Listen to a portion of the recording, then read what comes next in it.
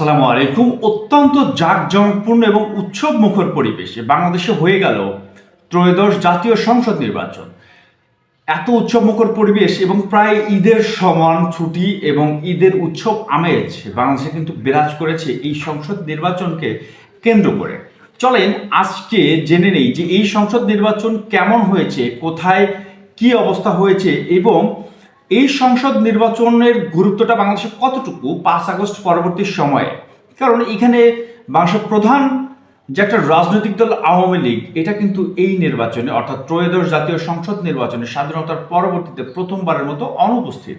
তো আওয়ামী লীগ যারা দীর্ঘ 16 থেকে 17 বছর একটানা স্বরাষ্ট্র ক্ষমতা ছিল, তাদের ছাড়া এই এই রাষ্ট্রের যে নির্বাচন অনুষ্ঠিত হলো সেটা আসলে কতটুকু গ্রহণযোগ্য হয়েছে এবং কেমন ফিল করেছে বাংলাদেশের মানুষজন, সেটা নিয়ে মূলত আজকে আলোচনা করব। তো তার আগে অবশ্যই রিকোয়েস্ট করব, এই ভিডিওটা যথেষ্ট পরিশ্রমের মাধ্যমে আপনাদের উপহার দিচ্ছি, তো অবশ্যই কিন্তু ভালো লাগলে সাবস্ক্রাইব করে পাশে থাকবেন এবং কোনো ধরনের সাজেশনমূলক কথাবার্তা থাকলে সেটা কমেন্টস বক্সে জানিয়ে যাবেন। তো এই যে নির্বাচনটা অনুষ্ঠিত হলো, এখানে কিন্তু রাষ্ট্র তাদেরকে এই নির্বাচন উৎসবে অংশগ্রহণ করার জন্য 4 দিনের রাষ্ট্রীয় ছুটি ঘোষণা করেছিল এবং সবাই স্বতঃস্ফূর্তভাবে প্রথমবারের মতো এই নির্বাচনে অংশগ্রহণ করার জন্য দেশের বাড়িতে চলে যায় ম্যাক্সিমাম লোক এবং উৎসব মুখর পরিবেশে নির্বাচনে অংশগ্রহণ করে, যেখানে 99টা অর্থাৎ 299টা আসনের নির্বাচনে প্রতিদ্বন্দ্বিতা করে প্রার্থীরা এবং সেইখানে একটা আসন, 300 আসনের মধ্যে একটা আসন যেখানে জামায়াত প্রার্থী মারা যাওয়ার ফলে সেই নির্বাচনটা স্থগিত করা হয়েছে। সেই নির্বাচনে 59.5% অর্থাৎ প্রায় 60%-এর মতো ভোট কাস্ট হয়েছে, ঠিক আছে, এবং এটা একটা হিউজ অ্যামাউন্ট একটা রাজনৈতিক দলের অনুপস্থিতিতে। এবং এই নির্বাচনটা ব্যতিক্রম, কারণ হচ্ছে এখানে একই সাথে স্বাধীনতার পরবর্তীতে প্রথমবারের মতো গণভোট অনুষ্ঠিত হয়, যেখানে হ্যাঁ এবং না রাষ্ট্র কাঠামো বিনির্মাণে কেমন হবে রাষ্ট্র কাঠামো এবং বাংলাদেশের সংবিধান থেকে শুরু করে মূল যে অবকাঠামোগত বিষয়, সেই বিষয়ের উপর ভিত্তি করে গণভোট অনুষ্ঠিত হয়, যেখানে হ্যাঁ এবং না ভোট দেওয়ার অপশন ছিল। তো সেখানে প্রায় 4.5 কোটি লোক হ্যাঁ ভোট দিয়েছে এবং প্রায় 2.70 লক্ষ লোক এই না ভোট দিয়েছে, এই গণভোটে না ভোট দিয়েছে, অর্থাৎ বিপুল সংখ্যাগরিষ্ঠতার মাধ্যমে হ্যাঁ ভোট জয়যুক্ত হয়েছে। এবং স্বাধীনতার পরবর্তী সময়ে এই প্রথমবারের মতো একক সংখ্যাগরিষ্ঠতা পেল এই গণভোট অর্থাৎ হ্যাঁ ভোট, যেটা রাষ্ট্র চাচ্ছিল যে এই ধরনের একটা গণভোটে হ্যাঁ জয়যুক্ত হোক। বিশেষ করে গণ অভ্যুত্থান পরবর্তী যে সরকার, সেই সরকার কিন্তু হ্যাঁ ভোটের জন্য প্রচারণা চালিয়েছে ব্যাপকভাবে এবং প্রথম দিকে বিএনপি থেকে শুরু করে অন্যান্য কিছু তাদের জোট শরিক দল না ভোটের প্রচারণা করলে শেষ মুহূর্তে তারা এসে হ্যাঁ ভোটের প্রচারণায় অংশগ্রহণ করেছে। এবং ম্যাক্সিমাম লোক বলতেছে যে এই না ভোট 2.70 লক্ষ পড়েছে, তার অধিকাংশ না ভোট দিয়েছে বিএনপি পন্থী ভোটাররা। এটা অনেকটাই সত্য, কারণ বিএনপি মৌখিকভাবে তারা হ্যাঁ ভোটের পক্ষে প্রচারণা চালালেও তারা তলে তলে নেতাকর্মীদেরকে উদ্বুদ্ধ করেছে না ভোট দেওয়ার জন্য। অনেক ক্ষেত্রে দেখা গেছে, আমরা বিশেষ করে যাদের সাথে কেন্দ্রে কথা বলেছি, যারা বিএনপি পন্থী লোক, তারা কিন্তু এককভাবে বলেছে যে হ্যাঁ আমাদেরকে নির্দেশনা দেওয়া আছে না ভোট দেওয়ার জন্য। যদিও তারেক রহমান থেকে শুরু করে দলীয় অন্যান্য হাইকমান্ডের যে সকল সদস্য রয়েছে, তারা মূলত হ্যাঁ ভোটকে প্রকাশ্যে মিডিয়ার সামনে ঘোষণা করেছে। তো চলেন, এইখানে 2টা সমীকরণ হয়েছে, সেটা হচ্ছে 221টা আসন এখন পর্যন্ত কনফার্ম করেছে বিএনপি এবং তারা একক সংখ্যাগরিষ্ঠতা নিয়ে রাষ্ট্র ক্ষমতার দৌড়ে অনেকটা এগিয়ে গেছে, অর্থাৎ রাষ্ট্র ক্ষমতা তারা পেয়েছে অলরেডি। এখন জাস্ট গেজেট এবং শপথ গ্রহণ অনুষ্ঠান বাকি আছে।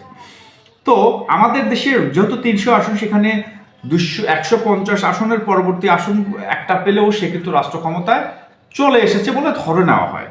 এখন জামাত কি করলো? জামাতের যে ধরনের একটা জনজোয়ার সৃষ্টি হয়েছিল সারা দেশে, যে ব্যাপকভাবে জামাত কিন্তু এগিয়ে ছিল, কিন্তু তারা তারপরে শেষ পর্যন্ত 72টা আসন কনফার্ম করতে পেরেছে। অন্যান্য যারা আছে স্বতন্ত্র থেকে শুরু করে অন্যান্য দল সব মিলে 7টা আসন পেয়েছে। এখন জামাতের কিছু হ্যাভিওয়েট প্রার্থী এবং তাদের জোট শরিকরা হেরে গেছে। তাদের মধ্যে যারা গোলাম পারোয়ার সাহেব আছে, উনি হচ্ছে জামাতের সেক্রেটারি জেনারেল। তাসনিম যারা আছে, উনি যদিও স্বতন্ত্র, উনি অত্যন্ত আলোচিত প্রার্থী ছিল। সার্জিস আলম ছিল, উনি অত্যন্ত আলোচিত এনসিপির একজন প্রার্থী এবং তিনি জামায়াত নেতৃত্বাধীন 11 দলীয় জোট তাদের শরিক দল হিসেবে জামায়াতের সমর্থন কিন্তু তিনি পেয়েছিল। অত্যন্ত দুঃখের বিষয়, তিনি সামান্য কিছু ভোটের ব্যবধানে হেরিয়ে গেছে। জমিরুদ্দিন বশির জমির যিনি আছেন ওনার, অর্থাৎ আমাদের যে সাবেক স্পিকার জমিরুদ্দিন সরকার, ওনার সন্তান, তিনি হেরে গিয়েছেন। এছাড়া নাসিরউদ্দিন পাটোয়ারি তিনিও হেরে গিয়েছেন। অত্যন্ত আরো জনপ্রিয় একজন মানে প্রচারণাকারী, যে প্রচারণা অনেক বেশি এগিয়ে ছিল ঢাকা ৮ আসন, নাসিরউদ্দিন পাটোয়ারি হেরে গেছে। এছাড়া শিশির মনির অত্যন্ত জনপ্রিয় ছিল, তাকে হারাবে এটা কল্পনাও করতে পারেনি। তার যে বিপক্ষ দল সেও ছিল, কিন্তু তিনি অপ্রত্যাশিতভাবে হেরে গিয়েছেন এই নির্বাচনে।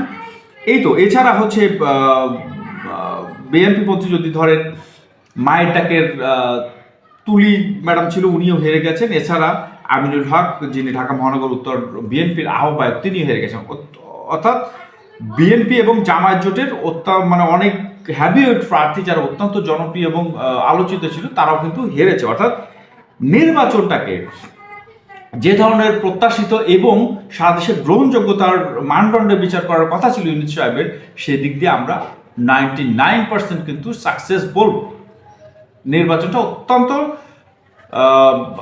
খুব ভালোভাবে হ্যান্ডেল করতে পেরেছে ডক্টর ইউনূস সাহেব, এবং তিনি যে প্রতিশ্রুতি দিয়েছিলেন বাংলাদেশের ইতিহাসের সর্বশ্রেষ্ঠ এবং গ্রহণযোগ্য একটা নির্বাচন তিনি উপহার দেবেন, তিনি কিন্তু সেটা করতে পেরেছেন এবং সেক্ষেত্রে সাকসেস। সেক্ষেত্রে আইন শৃঙ্খলা বাহিনী যে ধরনের ভূমিকা পালন করেছে বিগত দিনে, অর্থাৎ প্রিভিয়াসলি আমরা কখনো দেখিনি এত স্বতঃস্ফূর্তভাবে আইন শৃঙ্খলা রক্ষাকারী বাহিনী একটা নির্বাচন উপহার দেওয়ার জন্য সর্বোচ্চ পরিশ্রম করে এবং নিজেদের সর্বোচ্চটা নিংড়ে দেয়, যার ফলশ্রুতিতে প্রায় 60% ভোট কাস্ট হয়েছে।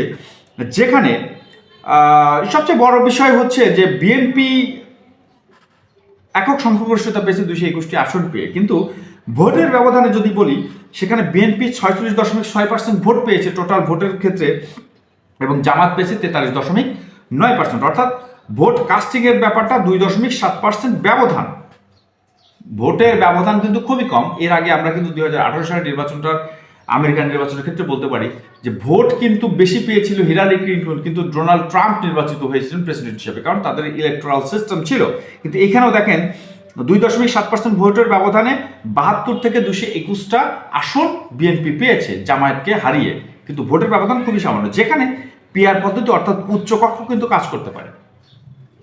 এইটার জন্যই এই জুলাই সনদ এবং গণভোটে হ্যাঁ না ভোটের বিষয়টা এসেছে, এবং এই হ্যাঁ না ভোটের মাধ্যমে অনেকেই আছে যারা উচ্চকক্ষে নিম্নকক্ষটা কাজ করতে পারে। উচ্চকক্ষে যারা আসন পায়নি, সরাসরি সংসদে যেতে পারতেছে না, তারা কিন্তু নিম্নকক্ষের মাধ্যমে এই সরকারের অংশ হতে পারে, অর্থাৎ বিরোধী দলের অংশ হতে পারে, অর্থাৎ তারা সংসদ সদস্য হতে পারে। সুতরাং এই যে হ্যানা ভোট অত্যন্ত কার্যকরী ভূমিকা পালন করবে। সেক্ষেত্রে যদি বিএনপি রাষ্ট্র ক্ষমতায় যায়, বিএনপির কিন্তু অনেক বেশি কাজ আছে। এই যে হ্যানা ভোটে হ্যাঁ জয়যুক্ত হলো, সেই হ্যাঁকে গণভোটের যে বিষয়গুলো ছিল সেই বিষয়গুলোকে বাস্তবায়ন করার মূল ভূমিকা কিন্তু বিএনপিকে নিতে হবে, কারণ তারা রাষ্ট্র ক্ষমতায় যাচ্ছে, অলরেডি চলে গেছে। সুতরাং টোটাল বিষয়টাকে আমরা যদি বলি যে নির্বাচন পরবর্তী যে সকল সহিংসতা ব্যাপকভাবে সারা দেশে ছড়িয়ে পড়ছে, সবকিছু বাদ দিলে টোটাল একটা সুষ্ঠু এবং স্বাভাবিক নির্বাচন হয়েছে, যেটা বাংলাদেশের ইতিহাসে কখনো এরকমভাবে হয়নি। সুতরাং আমরা আশা করতেছি যে অত্যন্ত কার্যকরী একটা সংসদ হবে, কারণ যেখানে জামায়াতের মতো নিরপেক্ষ মানে নির্লোভী একটা দল বিরোধী দলের আসনে থাকবে, কারণ গণতন্ত্র সিস্টেমে বিরোধী দলের ভূমিকা অত্যন্ত কার্যকরী এবং গুরুত্বপূর্ণ। সেক্ষেত্রে রাষ্ট্র উন্নয়নে এবং রাষ্ট্র পুনর্গঠনে 5 আগস্ট পরবর্তী সময়ে বিএনপি এবং জামাত মিলে একটা শক্তিশালী গণতান্ত্রিক কাঠামো তৈরি করবে এদেশে, এবং রাষ্ট্রকে এগিয়ে নেওয়া যাওয়ার জন্য সম্মিলিতভাবে দুই দল মিলেমিশে, সরকার দল এবং বিরোধী দল মিলেমিশে রাষ্ট্রকে এগিয়ে নেওয়ার জন্য ভূমিকা পালন করবে। এই ধরনের প্রত্যাশা মানুষ করছে, সারা দেশের মানুষ। কারণ হচ্ছে 5 আগস্টের পূর্বের যে রাষ্ট্র ব্যবস্থা এবং রাজনৈতিক ব্যবস্থা, সেটাকে কখনোই মানুষ গ্রহণ করবে না। যদি পরবর্তীতে এই একই সিস্টেম থাকে, সেক্ষেত্রে মানুষ কিন্তু ওই সকল রাজনৈতিক দল এবং সরকারকে ইতিহাসে রাস্তা করে নিক্ষেপ করবে। এটাই আমরা প্রত্যাশা করি, রাষ্ট্রকে নতুনভাবে তৈরি করবে সরকার দল এবং বিরোধী দল মিলে। তো এই ছিল আজকের ভিডিও। আশা করবো অবশ্যই ভালো লেগেছে। ভালো লাগলে অবশ্যই কিন্তু সাবস্ক্রাইব করে পাশে থাকবে। ধন্যবাদ সকলকে। আসসালামু আলাইকুম।